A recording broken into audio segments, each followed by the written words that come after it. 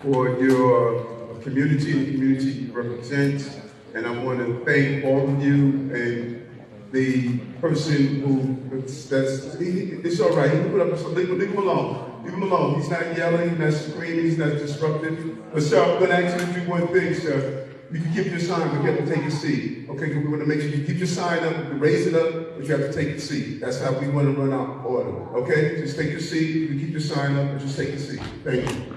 It's good, it's good, because in this country you have the right to protest, to protest. Just don't disrupt your neighbors and disrupt the people who are here to answer their questions, to get their questions answered. Listen, so what does it look like? First of all, again, I want to go back and I want to thank our Councilman Moya, for what he has done and his continued support for this community. And you know what the councilman is?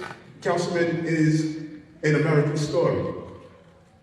Dad fighting on behalf of this country, his siblings contributing to this country. He's an American story. He's what we all want and what we all represent and what we all stand for and fight for. And that's why I'm here in this community today. I inherited a city where we were dealing with serious crime issues. I inherited a city where we were not seeing the equality that we deserve. Unemployment was high. Our subway system was unsafe. We looked at a city where we were having thousands of illegal guns on our streets, where black and brown unemployment was at a high level, where we were not invested in foster care children, where we were not given vital services that we all know we should have. And where we're now, 3 years later, and really the turnaround was almost 2 years into our administration. We have more jobs in the city's history. Today, standing next to the police commissioner in the Bronx at the 25th Precinct, we removed 20,000 illegal guns off our street. 20,000 illegal guns off our street. 1,400 of them were ghost guns that we were able to remove off our street. Just for my book, when I write my book, can you please give me a picture with standing next to this guy that's telling me to resign? Somebody got a camera? I want to put all this in my book. I want to capture all that I went through as the mayor. There you are. Got it? And then some people, when I was in office and I went through a difficult period of I did nothing wrong, I know I didn't do anything wrong, when I went through a difficult period, people told me step down. You know what I did? I stepped up. Come on. I stepped up. Come on. Because all of you in this room have went through challenging times.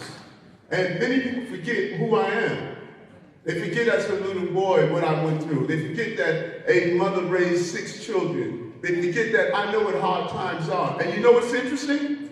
Many of you in this room know what hard times are.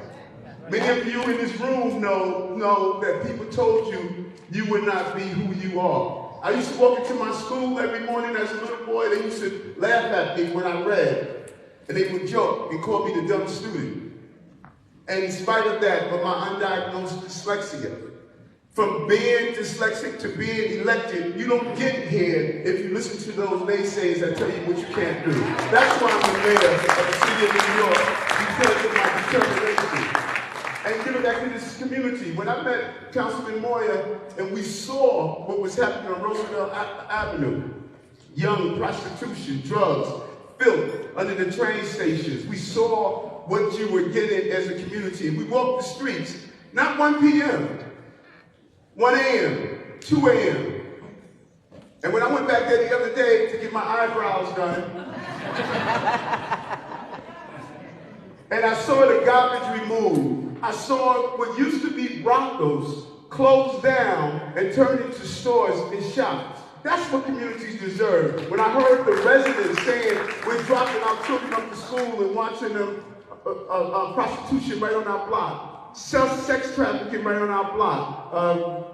Commissioner, who is he, Kaz Daughtry, went out there to put the operation in place.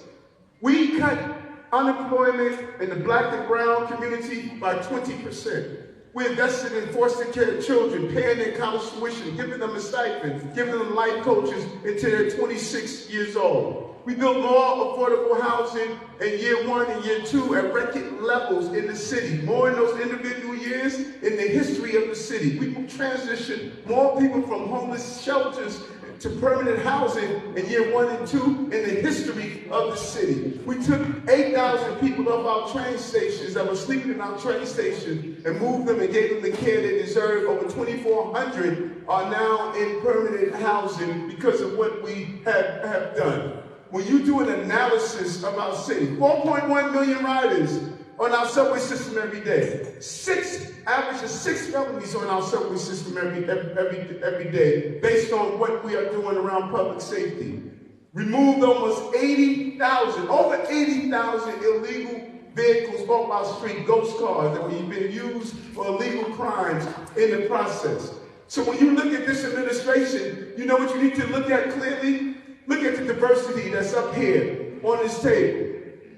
And then when you talk about immigration, everyone talks about it, we're doing it. The first dreamer in the history of this city that's now in charge of Mayor Office of Immigrant Affairs, Castro. First in the history of the city.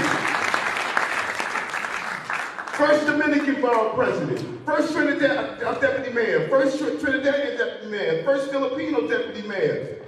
First African-American to be a first deputy mayor. First Korean to head small business services when he was here. You're seeing an administration that looks like the city of New York. And we didn't stop here. Manny and I not only went to Mexico, Ecuador, and to Colombia, to the Darien Gap to see the struggles that people are pursuing. They come here, come to New York.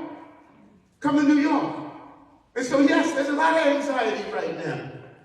There's a lot of anxiety. There's a lot of changes. There's a lot of uncertainty. But we made it clear to everyone, not only in this community, but throughout the city,